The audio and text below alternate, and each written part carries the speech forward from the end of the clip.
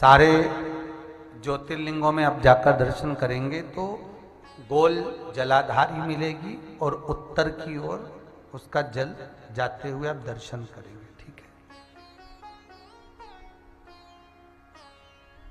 एक जलाधारी जो गोल होती है, एक जलाधारी जो गोल है और जिसके चरण उत्तर की ओर गए हुए हैं, उसका जब हम दर्शन करते हैं तो वो मां जगज्जननी पार्वती जी का हस्तकमल शिवलिंग विराजित है। एक जलाधारी होती है चौकोर। काशी गए हो आप लोग? अगर काशी में अगर आपने दर्शन करा होगा तो वहां पे जो जलाधारी है वो चौकोर है महाराज।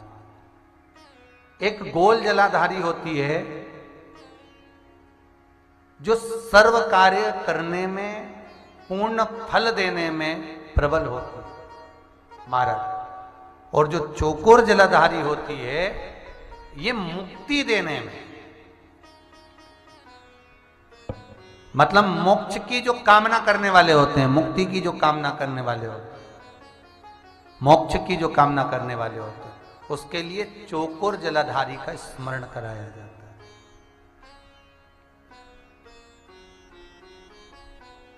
चौकोर जलाधारी। एक जलाधारी होती है त्रिकोणाकार, अर्थात ट्रेंगल, त्रिकोणाकार। शास्त्र कहता है जब असुरों ने, राक्षसों ने किसी फल की कामना करी, असुरों ने, राक्षसों ने किसी फल की कामना करी, तो महाराज उस कामना के लिए त्रिगुणाकार जलाधारी का निर्माण करा। क्यों? क्योंकि त्रिपुंडधारी, त्रिनेत्रधारी, त्रिशूलधारी, त्रिवेत्रधारी भगवान शंकर को तीन लोक का राज्य का सुख पाने के लिए असुर त्रिगुणाकार जलाधारी का स्मरण कर कर शंकर को अपना बना दे। त्रिगुणाकार।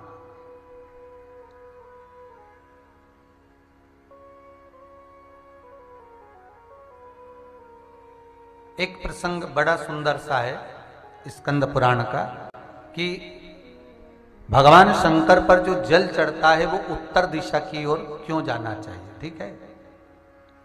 और पूजन करने वाले व्यक्ति को महाराज दक्षिण में बैठकर उत्तर की ओर मुख कर कर शंकर का अनुमोदन क्यों करना चाहिए। ठीक है। जब हम शिव जी की अर्चना करते हैं तो हमारा मुख कहाँ ज्यादा होना चाहिए? उत्तर की ओर। ठीक है। दक्षिण में, दक्षिण की ओर से हम बैठे, जहां भगवान का जल जा रहा है महाराज उस ओर देखते हुए, अर्थात उत्तर की ओर हमारा मुख होकर हम भगवान के शंकर की आराधना करें। जैसे पूर्व अभिमुख होकर शिव की जो आराधना करी जाती है वो एक श्रेष्ठता का फल देते हैं, फल देगी, मना नहीं है। पश्चिम की ओर मुख कर कर जो शंकर की आराधना करी जाती है उसका फल मिलेगा, मना नहीं है। पर दक्षिण में बैठकर उत्तर की ओर मुख कर कर जब हम शंकर की आराधना करते हैं उसका जो फल होता है वो शीघ्र प्राप्त होता है। पर ज्यादातर लोग कैसे करते हैं?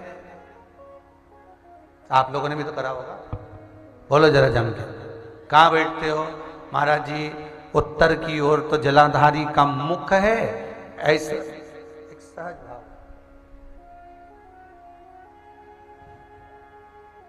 ये शिवलिंग है, ये जलाधारी, ये उत्तर की ओर है। तो तुम लोग कहां बैठोगे? ये यहां जा रही है तो ये शिवलिंग है तो तुम इसके सामने बैठोगे।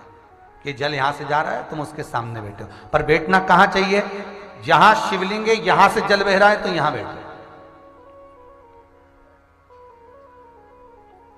फिर बाद में लोग कहते हैं महाराज जी हम तो शंकर जी की खूब पूजन करते, हमने तो खूब अनुष्ठान करा पर फल कम क्यों मिला? उसका कारण है पूर्वाभिमुख होकर करोगे मिलेगा पर थोड़ा समय लगेगा, पश्चिम अभिमुख होकर करोगे मिलेगा, थोड़ा समय लगेगा।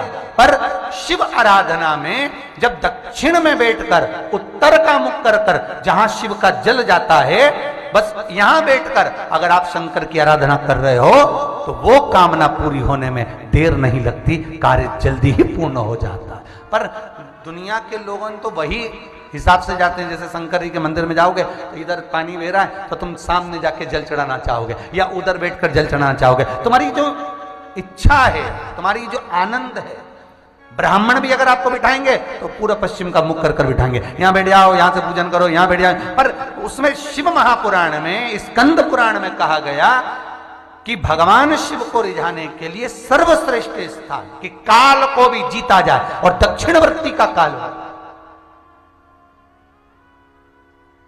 पितरों को भी जीता जाए, दक्षिणवर्ती का पितृभाव,